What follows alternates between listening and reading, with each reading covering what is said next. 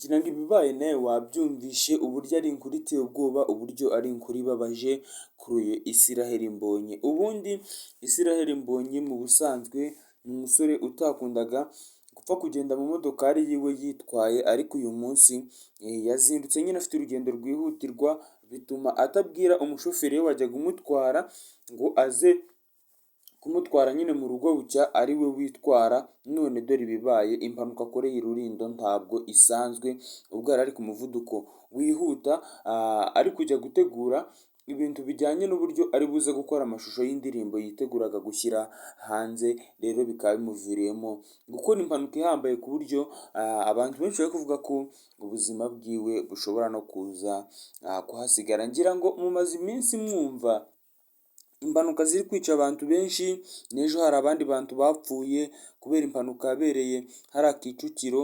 Urumva ko rero ni abantu muri iyi minsi bari kwicwa n'impanuka cyane. Israel Mbonyi nawe rero akaba ari muri abo ngabo bashobora kuba impanuka zigiye gusiga zibasigiye ubusembwa cyangwa se zibamugaje bikomeye cyane. Ubundi Israel Mbonyi by'umwihariko yatangiye kumenyekana ahagana muri 2017, niyo yatangiye gusohora indirimbo ngo ku mugezi, izindi ndirimbo ngo zigiye zitandukanye zirimo nka ziriya ndirimbo yagiye akorera amashusho, ariko mbere yajyaga asohora indirimbo z'amawodiyo. Ariko ubundi uyu Israel Mbonyi by'umwihariko amenyekanye cyane cyane no hanze y'igihugu cy'u Rwanda, ahagana mu mwaka w'ibihumbi bibiri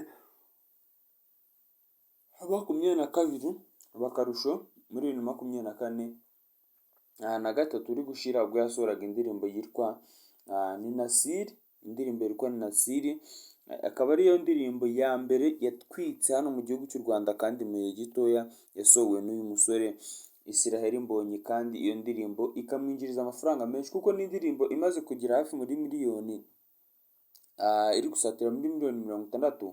Urumva ko ni indirimbo ifite influence nini mu mwaka umwe, urumva ko izakura ikagera kure cyane. Kandi ikindi nababwira ni uko uyu nguyu undi ari we muhanzi hano mu gihugu cy'u Rwanda winjiza amafaranga menshi, by'umwihariko ayakuye ku rubuga rwa YouTube, ndetse akaba ari na n'umunyarwanda nyine w'umuhanzi ufite YouTube channel irenze muri kano ka mwanya, kuko amaze kugira miliyoni n'ibihumbi magana. Uyu musore akaba afite viewers miliyoni 245. Urumva ko niwe musore wa mbere ufite views nyinshi hano mu gihugu cy'u Rwanda, akaba ari mu gospel wa mbere, ndetse no mu bahanzi baba hano mu Rwanda nta muntu urakora nk'ibyo uyu muhanzi ajya akora. Icya mbere, uyu nguyu niwe muhanzi wa mbere ujya ubasha kuzuza Biki Arena. Iriya Biki Arena ubona ba Bruce Melody bajyamo ngo habuze nk'abantu magana angahe ngo yuzure, ngo ntabwo yuzuye. Uyu musore Israel Mbonyi iyo ayikandagiyemo gusa, yayikandagiyemo iyi Biki Arena ajya yuzuza. Ariko se ubu ngubu none araza kongera kuyuzuza gute kandi ahuye n'ikibazo? Ikindi kintu kimwe ni uko uyu nguyu Israel Mbonyi ni umusore nyine by'umwihariko warangije kwiga kaminuza, afite amashuri ye yisumbuye. Ni umusore mbega hano mu gihugu cy'u Rwanda uhagaze neza, kandi amafaranga yinjiza ateye ubwoba uyumvishe, kuko uyu Israel Mbonyi nk'iriya ndirimbo ni Nasiri yamwinjirije agera kuri miliyoni 200 z'amafaranga y'u Rwanda. Niyo mafaranga iriya ndirimbo imaze kumwinjiriza, miliyoni 200 z'amafaranga y'u Rwanda. Kandi ikindi ikaba ikomeje no kugenda, ngo izindi ndirimbo afitemo zakunzwe nazo zagiye zimwinjiriza amafaranga menshi ku buryo buteye ubwoba. Ntakunda ariko kumwumva ngo umuhanzi yasohoye indirimbo ngo ikamo miliyoni 10. Indirimbo ziwe aba ari indirimbo ndende, kandi indirimbo ziwe abantu bamukurikira barazumva. Nk'urugero nk'iyo yakoze igitaramo muri Biki Arena, usanga ikintu cyitwa umumotari, moto yose yaparitse ku buryo abenshi banataha n'amaguru kubera moto ukunda aba ari nyinshi, kandi igitaramo gitashye nijoro bakabona nta kuntu bazicyura. Ikindi kandi uyu nguyu mu kwa 12 ubwo yakoreraga igitaramo Uganda,